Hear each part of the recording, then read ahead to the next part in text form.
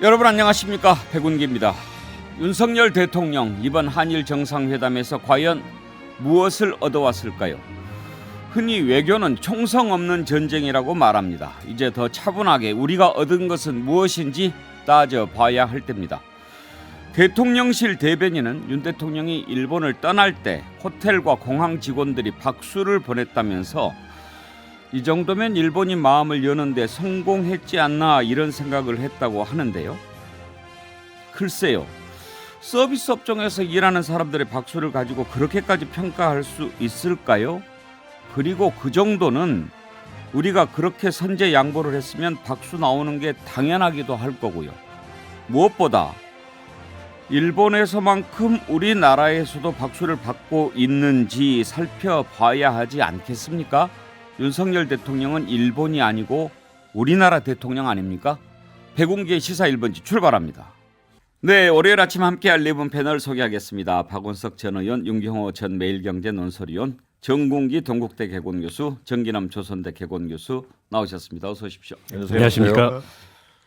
오늘 한일 정상회담 채점 좀 해봅시다. 그런데 방금 전에 대통령실 이도운 대변인이 이번 정상회담을 아주 성공적이라고 평가할 수 있겠다. 커다란 성공이라고 평가할 수 있겠다.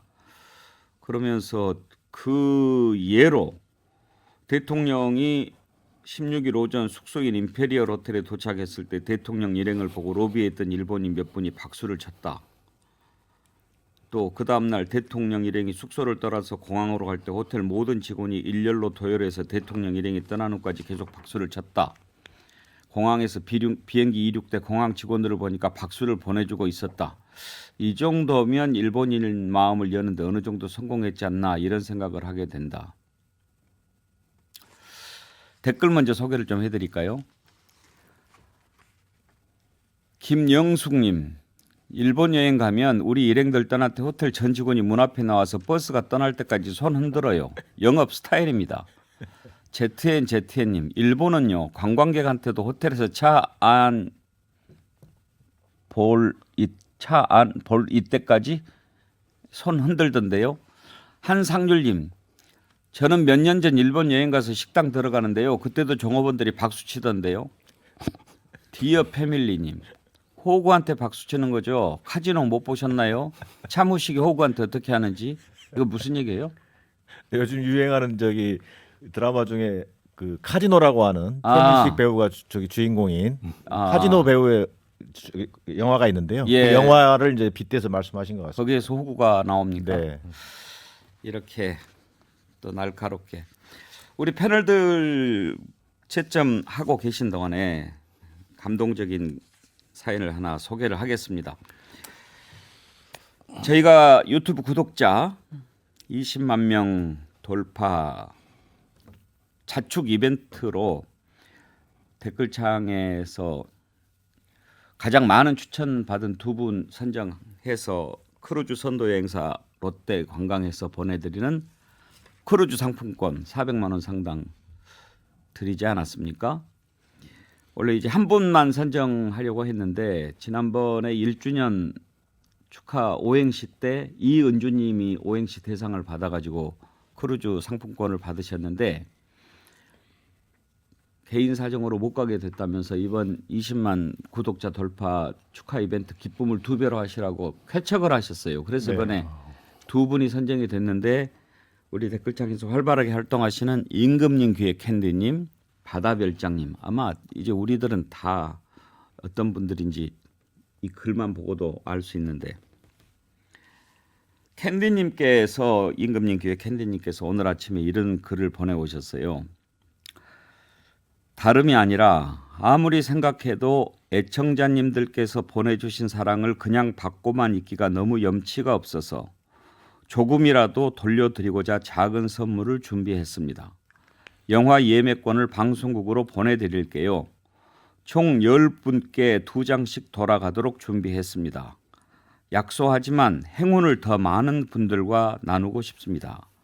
제작진께서 잘 선정하셔서 애청자님들께 나누어 주실 수 있는지 여쭤보고 싶어서 말씀드렸습니다.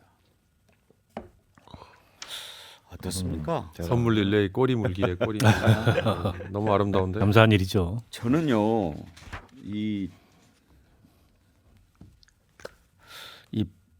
우리 애청자님들이 풍성한 댓글마당을 만들어 주시는 것만 해도 너무너무 감사한데 이렇게 귀한 마음을 주시니 지난번에 이은주님 이번에 기쁨 2배 하라고 양보하셨죠. 캔디님 나 혼자 뭐 기쁨 저기 하기 그렇다고 이렇게 또 하시죠. 제가요 시사 일문지 진행자인 것이 너무나 자랑스러워요. 그리고 제가 좀 과문한 탓인지는 모르겠습니다만은 전 세계적으로 유튜브를 이렇게 방송을 하는데 그 유튜브 안에서 이렇게 활발하게 공론의 장이 펼쳐지고 서로 안부까지 물어가면서 토론도 하고 이런 댓글창 본 적 있어요? 보통은 서로 조롱하고 예. 비난하고 이런 게 댓글창에서 흔히 있는 일인데 우리 시사일본지 댓글창은 안 그런 것 같아요. 그러니까요. 정말 항상 제가 말씀드리지만 자랑스러우면서도 두렵고 그래서 임금님께 캔디님 이렇게 안 하셔도 되는데 하여튼 너무 감사하게 저희가 받겠습니다. 그래서 오늘부터 열흘이니까 월화수목금 2주간에 걸쳐서 2분씩 드릴 수 있겠지요.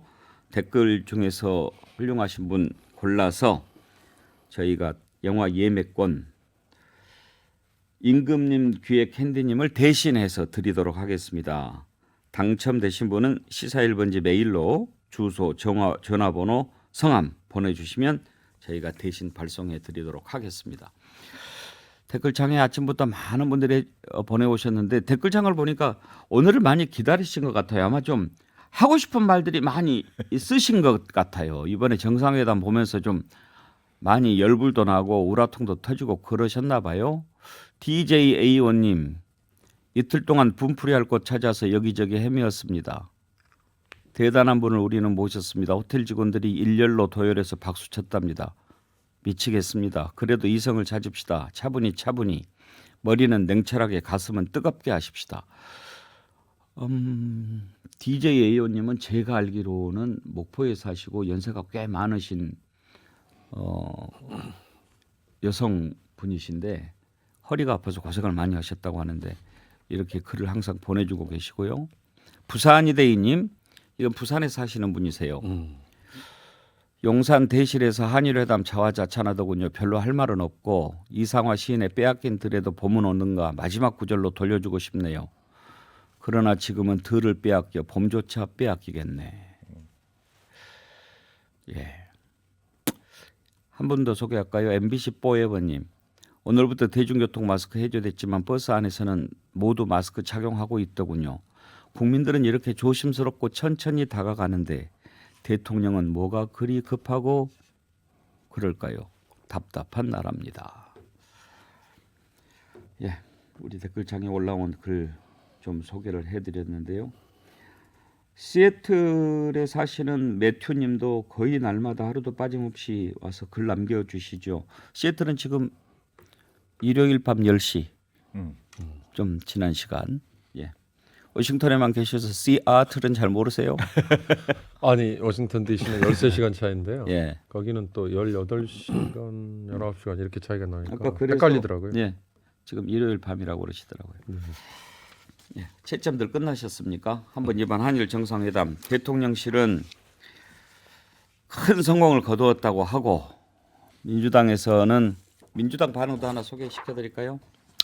이모경 민주당 대변인 기자회견 내용입니다.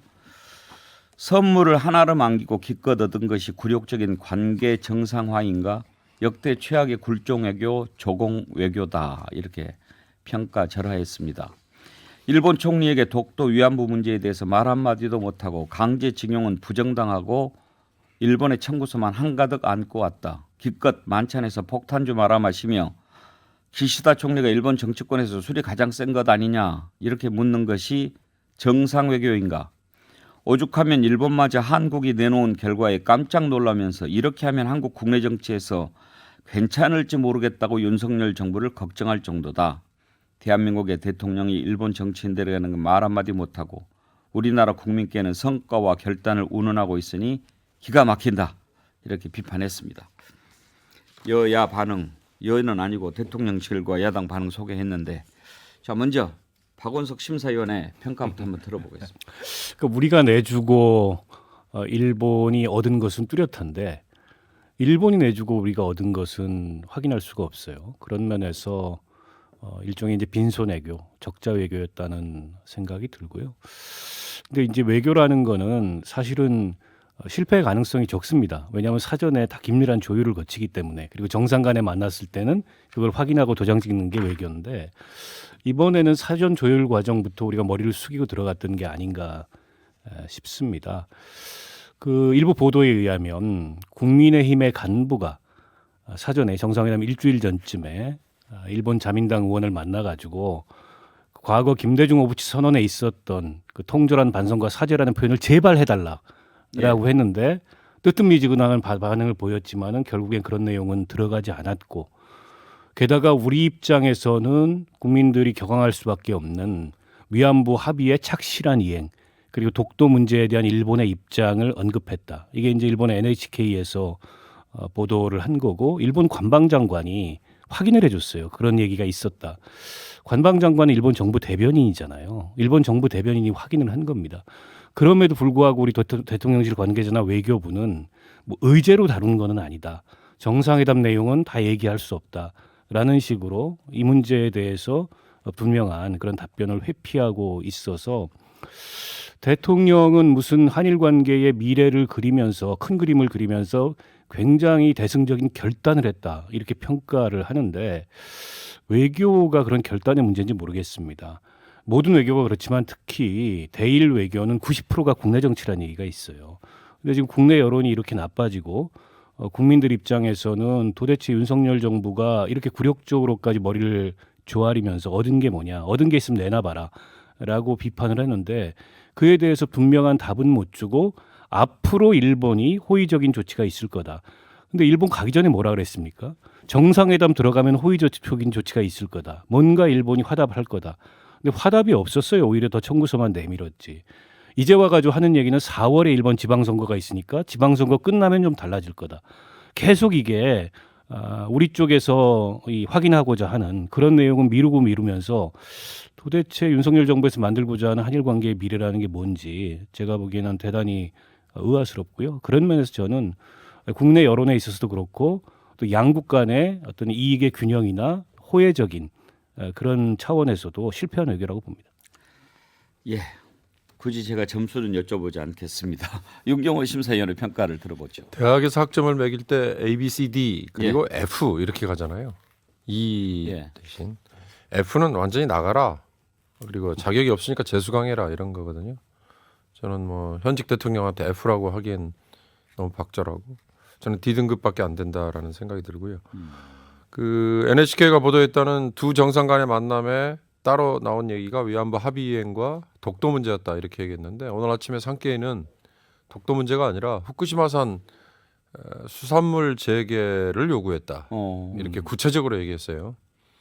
근데 저는 후쿠시마산 수산물 재개나 또는 원전 오염수 방류 문제 이런 거는 굉장히 실무적인 실리적, 그러니까 그야말로 양국 간의 현안 중에 현안이라고 보여요. 그거는 대통령 정상 간에 만나서 할 얘기가 아닐 수도 있다고 봤어요. 독도 문제를 그런데 기시다가 만약에 꺼냈다면 뭘까? 독도 문제는 우리가 실효적 지배를 하고 있어요. 근데 그 독도 문제를 꺼냈다는 건 과연 뭘까? 독도 다케시마라는 명칭을 같이 쓰자는 건지, 아니면 우리가 이미 1905년 이전에 지배를 했던 땅인데 당신네들이 무단으로 점거를 했다라는 문제 제기인지.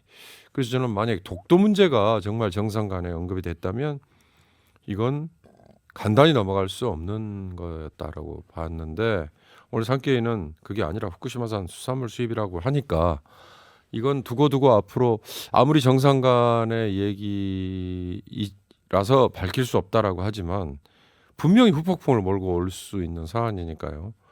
이거는 대통령실에서 분명히 밝혀야 된다.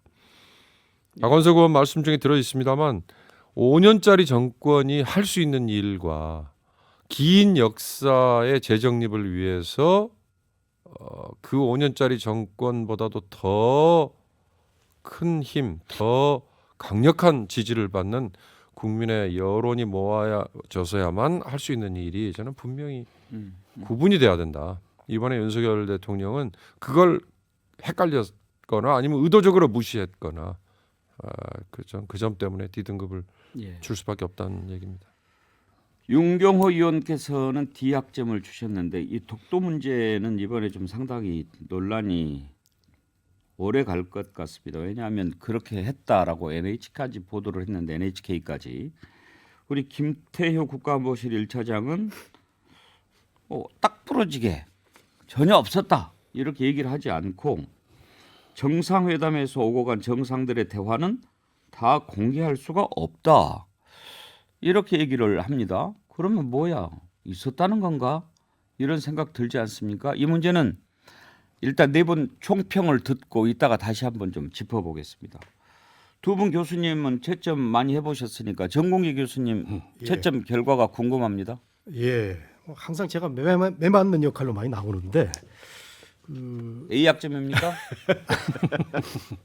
A는 아니고요. 예. 한 B 플러스. B 플러스. 예. 네, 그 89점 정도 주고 싶은데요. 우리 정국일 교수님한테 수강 신청을 많이 해야 되겠군요. 예, 저는 뭐 절대 평가라면 많이 잘 줍니다. 저는 네. 뭐 A 플러스도 주고 하는데 지금 뭐 이제 절대 평가 아닙니까, 그죠? 예. B 플러스를 주는 이유는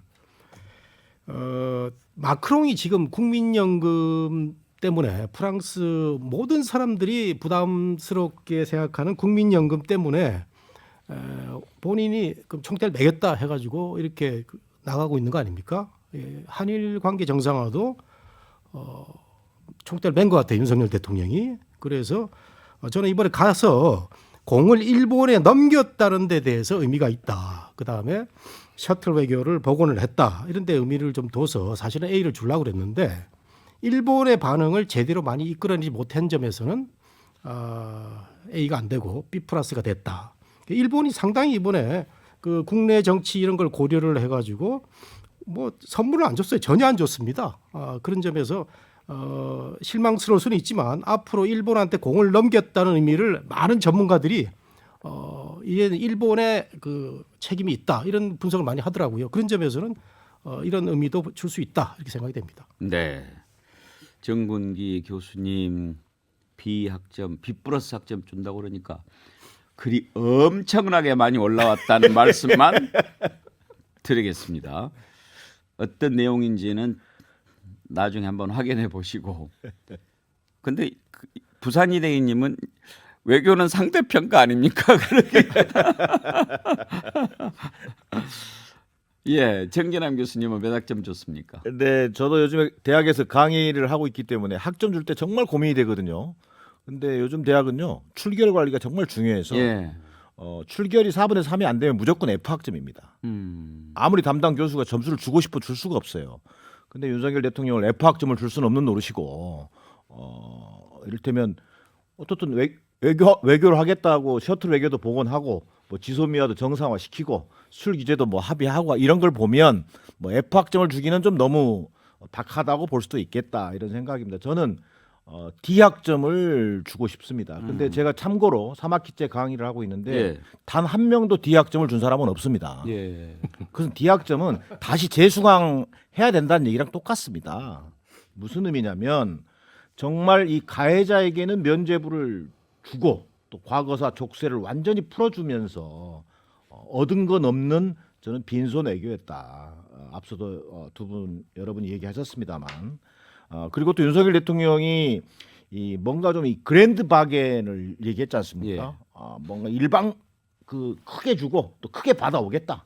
물컵의 반은 뭐 채웠으니까 또 일본이 채워주기를 또 기대하고 이런 선의로 가지고 했을지 모르겠습니다만 결과는 일방적 퍼주기에 그쳤던 것 아닌가. 그러면서 굉장히 외교적 참사라고 해도 저는 손색이 없을 정도로 정말 좀 안타까운 심정입니다. 근데 오히려 좀 더 세부적인 얘기는 또 다시 얘기를 나누겠다고 했습니다만 특히 그 위안부 문제나 독도 문제가 지금 뭔가 이렇게 개운치 않게 지금 뒤끝이 남은 상황. 이것은 아마 두고두고 또 부담이 될 것 같아요. 좀 이따 다시 얘기를 하겠습니다만 그리고 마지막으로 저는 이렇게 디학점을 주게 된 그 가장 큰 어떤 요인은 일본과의 외교에서 어떤 성과를 내는 것도 중요하고 또 그것이 어떻게 국내 정치에서 평가되느냐인데 가장 저는 뼈아픈 결과는 이 국내 여론의 분열이라고 보여집니다.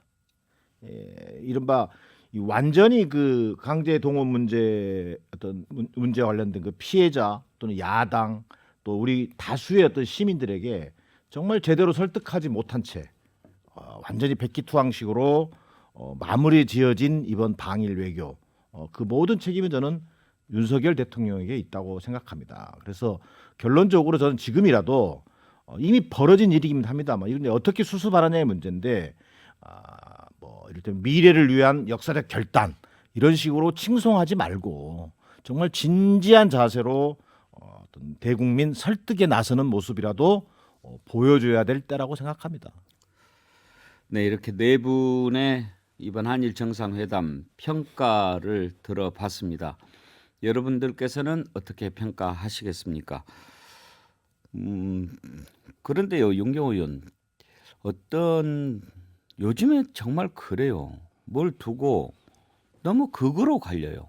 그러니까 그 전에도 진영이나 또는 뭐 지지 정당에 따라서 어떤 사안에 대해서 평가가 같지는 않았죠. 그런데 그래도 이거 잘못했다.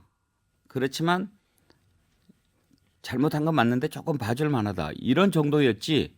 그걸 똑같은 걸 가지고 이건 잘못한 거야, 잘한 거야 이렇게 갈린 게 너무 좀 심해지지 않았습니까? 그러니까 갈수록 그 양극화 현상이 경제뿐만 아니라 이런 이데올로기 대립 다 마찬가지죠. 근데 더 문제는 하나를 지지하는 진영에 들어가면 다른 모든 사안을 다 그 양극화된 논리로 오로와 나싱으로 그냥 평가를 해버린다는 거죠. 이번의 경우도 아마 국민의힘 지지자들은 윤석열 대통령이 잘했다 쪽에 더 박수를 보낼 거예요. 제가 아까 디학점을 얘기하면서 왜라는 거에 대해서는 자세히 설명 안 드렸습니다. 박원석 의원께서 너무 여러 가지를 조목조목 지적을 하셨어요. 저는 이거 하나만 딱 지적하고 싶은데요. 뭐냐면 일제 때 식민 지배로 인해서 생긴 인권 침해. 당연히 그 당시에 돌아가신 분들 그 말할 수 없는 인권 침해죠. 그리고 그에 저항했던 독립유공자들 제대로 된 정부라면 친일파들을 등용하는 게 아니라 그들을 더 받들고 그 후손들이 더 잘 먹고 잘 살 수 있게 보상을 해주는 게 맞는 거 아니에요? 그거는 뭐 보훈처라는 곳이 있어서 그렇게 한다 치고 나머지는요. 우리가 지금 알고 있는 징병, 징용, 위안부 그리고 원폭 피해 이렇게 있지 않습니까? 대략 이 중에 65년 한일 청구권 협정 때 불행하게도 JP가 서명을 하면서 위안부와 원폭 피해는 이 한일 청구권 협정으로 인해서 개인 청구권 이 제기가 예. 소멸되지 않았다라고 제외를 시켜줬어요. 그러면 징용 강제 징용의 경우는 기업이 개입된 거기 때문에 이건 이미 소멸됐다고 봐버렸거든요. 그 내용을 뒤집은 게 지난번 2012년과 18년에 대법원 판결이지 않습니까? 그걸 이번에 행정부가 뒤집었다 이거 말고요. 그러면 그 기업들인 당사자인 신일본제철과 미쓰비시 중공업이 중국이나 다른 나라 제3국의 노동자들에게는 이미 배상을 하고 사과까지 했어요. 그런데 조선인의 경우에는 하지 않았던 이유가 뭐냐? 일본이 지금까지 줄곧 주장하는 한반도에 대한 식민 지배는 합법이다. 라는 것 때문이거든요.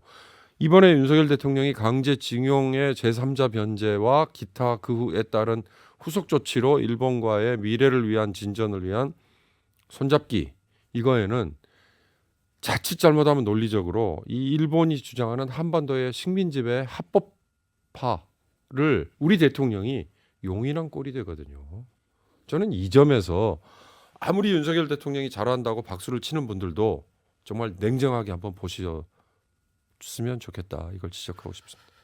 그러니까 저는 대일 외교의 뭔가 새로운 국면 전환을 위해서 정부가 어느 정도의 국민 여론의 비판을 감안하고 협상에 있어서 유연성을 갖는 것 인정할 수 있다고 생각합니다. 외교가 갖는 특수성 때문에. 근데 그럼에도 불구하고 넘지 말아야 될 원칙, 넘어서는 안 되는 선이라는 게 있어요. 그게 국익이고 국민적 자존심이고 또 우리 국민들이 보편적으로 갖고 있는 역사 인식이잖아요. 근데 그걸 아무렇지나 않게 넘고서 이걸 굉장히 추상적인 언어로 포장해서 이게 무슨 새로운 결단이다 이렇게 자화자찬을 하는 게 더 지금 아연실색할 지경입니다. 말씀하셨듯이 식민지 지배의 불법성을 인정하지 않는 겁니다.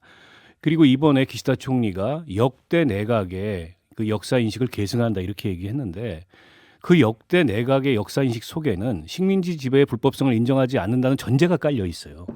그 위에서 뭐 이 무라야마 다마든 고노 다마든 아니면 김대중 오부치 선언이든 나온 겁니다. 이제 그런 어떤 과거에 대해서 반성적이고 사죄하는 그런 역사 인식조차도 뒤집으려고 엄청나게 시도했던 사람이 아베 신조 전 총리인데 그런 아베 신조 전 총리마저도 공식석상에서는 역대 내각의 역사 인식을 계승한다. 김대중 오부치 선언을 계승한다라고 얘기를 해왔어요. 이번에도 보면 일본 정부의 국내 정치 사정, 그러니까 일본 자민당 내의 그 복잡한 그런 내부 정치 사정이나 또 선거를 앞두고 있는 일본 정부의 입장을 고려해서 역지사지를 해보면 좋겠다 이런 얘기를 대통령실이나 국민의당이 하는데 아니 왜 우리 국민들의 입장에 대해서는 그리고 우리 당사자들 피해자들의 입장에 대해서는 그렇게 고려를 안 하면서 일본 정부에 대해서만 역지사지를 합니까? 그런 점도 제가 보기엔 납득하기 어렵고요. 대일 청구권 문제도 한 가지만 제가 팩트 체크 차원에서 말씀을 드리면 중국은요 일본하고 국교 정상화를 할 때 국가적 차원에서 대일 청구권을 포기해 버렸어요. 국가적 차원의 청구권은 행사하지 않겠다. 이렇게 정말 대승적으로 결단을 한 겁니다. 그럼에도 불구하고 미쓰비시 중공업 같은 가해 기업이 일본 노동자들에게 배상을 했단 말이에요. 근데 우리는 국가적 차원에서 그런 청구권을 물론 우리도 포기한 셈이죠.